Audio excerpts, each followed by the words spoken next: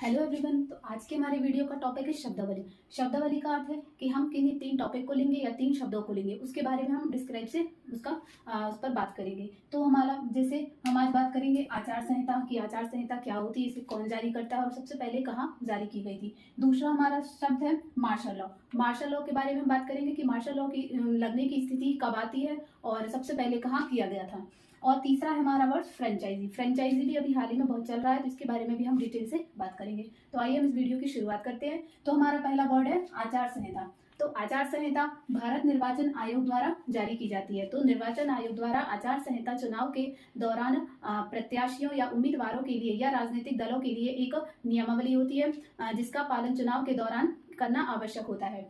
और ये जो दिशा निर्देश होते हैं या फिर ये जो आचार संहिता होती है, जो आदर्श आचार संहिता होती है, वह निर्वाचन आयोग द्वारा चुनाव के पहले इसकी लागू होने की घोषणा करते हैं और चुनाव के बाद इसके समाप्त होने की भी घोषणा निर्वाचन आयोग ही करते हैं। और ये जो आचार संहिता होती है वह चुनाव के पहले और चुनाव के दौरान राजनीतिक दलों व उम्मीदवारों के लिए एक दिशा निर्देश होते हैं। और ये दिशा निर्देश होते हैं वह प्रत्याशियों या राजनीतिक दलों के लिए बताते हैं कि चुनाव के दौरान क्या करना है और क्या नहीं करना है, इसके बारे में जानकारी दी जाती है।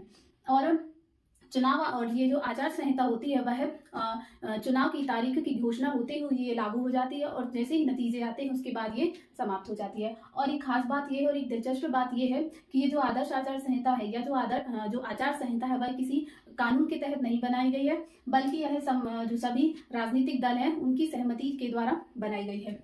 इस आचार संहिता या आदर्श आचार संहिता का उद्देश्य होता है कि निष्पक्ष व स्वतंत्र निर्वाचन करना और निर्वाचन को एक पारदर्शी तरीके से संपन्न कराना। इसके हम पहली बार की बात करें कि ये जो आचार संहिता है वो सबसे पहले कब लागू की गई थी। सबसे पहले 1960 में केरल विधानसभा के चुनाव में निर्वाचन आयोग द्वारा पहली बार इस आचार संहिता के द्वारा बताया गया था कि चुनाव के समय क्या करना है और क्या नहीं करना है।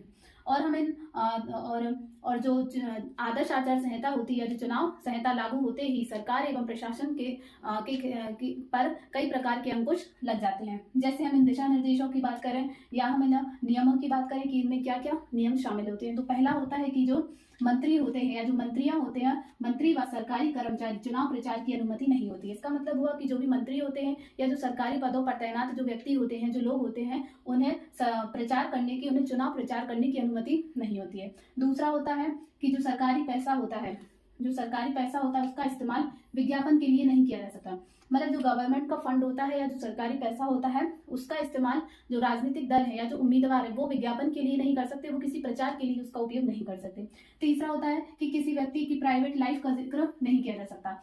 इस दौरान यदि कोई उम्मीदवार या प्रत्याशी किसी की या विरोधी पार्टी की या किसी की पर्सनल लाइफ या प्राइवेट लाइफ का जिक्र करता है या उसको आहूत करने का प्रयास करता है तो उसके खिलाफ कार्रवाई की जाती है। और एक चीज ये भी होती है कि जो सांप्रदायिक भावनाओं को ठेस पहुंचाना या सांप्रदायिक भावनाओं के बारे में बात करने की भी अनुमति नहीं होती है। और होता है कि जो पुलिस है या पुलिस अधिकारी है या जो सरकारी कर्मचारी हैं उनको किसी राजनीतिक दल का वह पक्ष नहीं ले सकते हैं।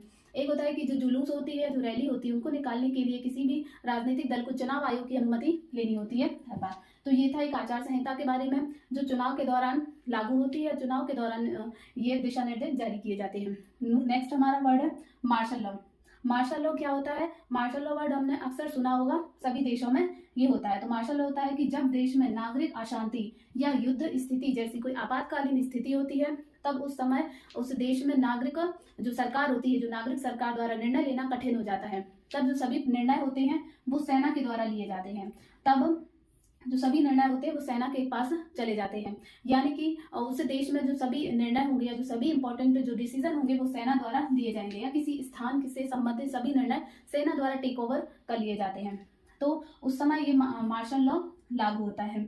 और ये मार्शल लॉ का प्रभाव क्या होता है कि इसका प्रभाव सबसे ज्यादा उस देश के नागरिकों पर पड़ता है, क्योंकि उस देश के नागरिक खुलकर किसी का विरोध नहीं कर पाते हैं जब मार्शल लॉ लागू होता है। भारत के संबंध में हम इसकी बात करें, मार्शल लॉ कब हुआ था, तो आजादी के बाद से मार्शल लॉ भारत में कभी भी नहीं लगाया गया। लेकिन आजादी से पहले भारत में सन 1919 में रॉलेट एक्ट के तहत मार्शल लॉ लागू किया गया था।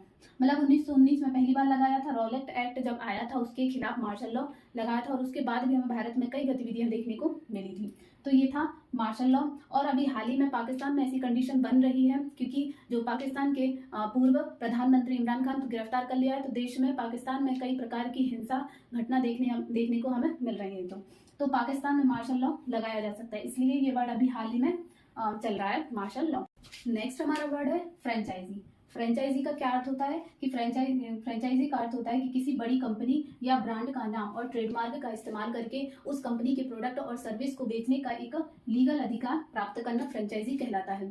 कि एक बड़ा ब्रांड बनाने के लिए काफ़ी समय और पैसे लगते हैं। अगर कोई इंसान शुरुआत से शुरू करता है तो उसे काफ़ी समय लगेगा। अगर वो इंसान अगर वो व्यक्ति किसी कंपनी की फ्रेंचाइजी ले लेता है या किसी कभी बड़ी कंपनी की फ्रेंचाइजी ले लेता है, तो वह उस कंपनी के जो प्रोडक्ट है या जो उसकी सर्विस है उसको अपने शहर में एक शाखा के रूप में खोल सकता है।